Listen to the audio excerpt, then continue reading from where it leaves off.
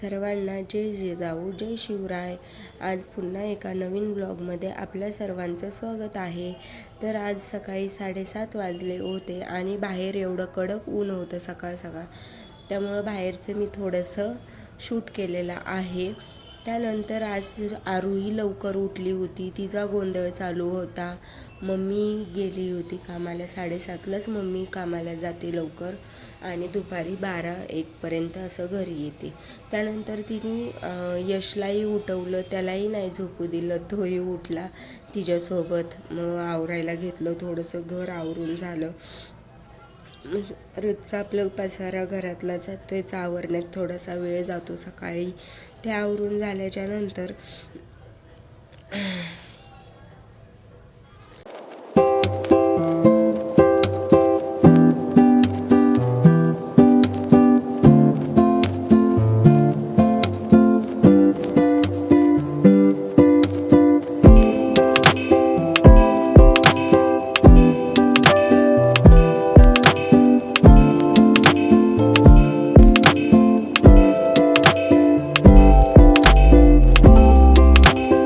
माठ पाहिला जो काल मम्मीने आणला होता. कारण की आता उन्हाळा चालू झाला आहे, तर नॉर्मली पाणी ठेवायचं म्हणलं तर गरम होऊन जातं, त्यामुळं मम्मीने माठ आणला होता. आणि फ्रीजमधलं पाणी प्यायचं म्हणलं की अशी सर्दी होती. मला आत्ता सर्दी झालेली आहे आणि पूर्णपणे माझा घसा बसलेला आहे. त्यानंतर माठ आणला, पण आम्ही काल आणला होता पण पाहिलंच नाही. मग आज यश त्यामध्ये पाणी भरणार होता, तर आज त्यांनी पाहिलं तर माठाला अशी चीर पडलेली होती. मग आपण तसंच कसं पाणी भरणार, म्हणून आम्ही परत म्हणजे मम्मीला सांगितलं की माठ व्यवस्थित नाही आहे, त्याला चीर पडलेले आहे. मम्मी बरं ठीक आहे म्हणून बोलली. त्यानंतर आवरून झालं सगळं आणि तसंच गॅलरीमध्ये पाहिलं तर मस्त अशी एक गुलाबाची कळी फुलली होती, फुलत होती, अजून पूर्ण उमलली नव्हती ती. आणि त्यानंतर मग घरातलं थोडंसं काम राहिलं होतं, तर मग म्हणलं पहिलं आपण स्वतःचं आवरून घ्यावं. त्यामुळं माझं आवरून झाल्याच्या नंतर आरूची आंघोळ, तिचं आवरणं चालू होतं. तिचं असं असतं, कपडे तिच्या मनानुसार तिला घालायचे असते. तिला फ्रॉक किंवा असे जड टोचतात असं ती नाटक करते रडण्याचं, आणि फ्रॉक वगैरे घालत नाही. मग तिला कसं मग एक टी-शर्ट आणि खाली आपलं स्कर्टसारखं घातलं. त्यानंतर केस बांधून घेतले. केस तिचे लांब आहेत, त्यामुळं ती केस बांधून घेतले. ती व्हिडिओमध्ये येण्यासाठी ती रुसली होती, पण मी तसंच तिला गोड बोलून थोडंसं घेतलं व्हिडिओमध्ये. त्यानंतर माझं थोडंसं काम राहिलं होतं, ते आवरायला घेतलं. थोडं देवाकडे गेले, तिथे पाया पडले, दिवाबत्ती करून पाया पडले. त्यानंतर घरातलं थोडंसं राहिलं होतं काम, ते काम करून घेतलं.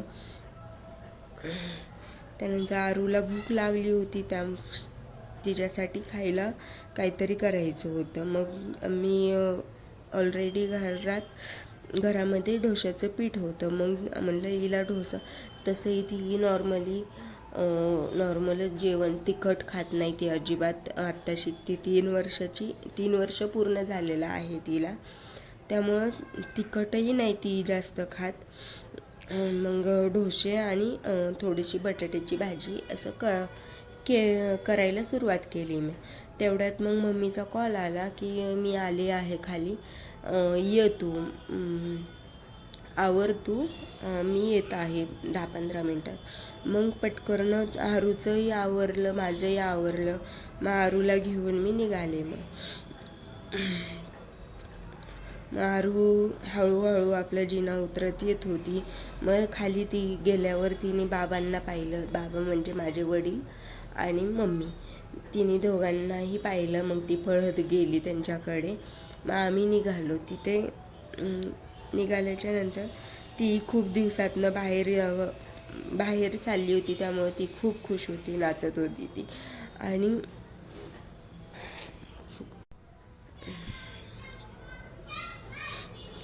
ती खूप खुश होती. त्यानंतर मग आम्ही गेलो, तिथं काही वस्तू पाहिल्या. झाडं पाहिले फुलांची मस्त असे, असं वाटतं तिथं गेल्याच्या नंतर पूर्ण झाडं पाहिल्याच्यानंतर आपल्या घरी घेऊन जावं. ते गुलाब, मोगरा असे मस्त, जास्वंद असे फुललेले होते. मग त्यानंतर मग तिथे माठ चेंज केला, माठ घेतला दुसरा. मग आलो घरी रिटर्न घरी आलो. मग एक अर्ध्या तासात आलो. मग घरी आल्याच्या नंतर पटकन मी जे बनवायचं होतं तयारी तर अगोदरच केली होती. सर्व मी झाकून ठेवून गेले होते. आल्याच्या नंतर आपली बटाट्याची भाजी बनवली. त्यामध्ये मी जिरं, मोहरी, परत थोडीशी उडदाची डाळ का टाकली असं म्हणाल तर उडदाच्या डाळीने मस्त असं, म्हणजे आपलं डोश्यासोबत तरी मस्त असं फ्लेवर येतं. त्यामुळं थोडीशी उडदाची डाळ, त्यानंतर कढीपत्ता, कांदा, मिरची असं टाकलं. चांगलं भाजून घेतल्याच्या नंतर त्यात आपण जो बटाटा शिजवून घेतला आहे तो बटाटा टाकलेला आहे. फ्राय करून घेतला, चांगलं असं मिक्स करून फ्राय करून घेतला आहे. त्यानंतर मग ठेवला होता. त्यावर 2-3 डोसे करून मग आरूला मी खायला दिलं. तर आजच्या पुरतं इतकंच. पुन्हा भेटूया पुढच्या व्लॉगमध्ये. आणि आजचा व्लॉग तुम्हाला आवडला असेल तर चॅनलला लाईक, शेअर, सबस्क्राईब करायला विसरू नका. आणि कमेंट करून मला नक्की सांगा की आजचा व्लॉग तुम्हाला कसा वाटला. धन्यवाद.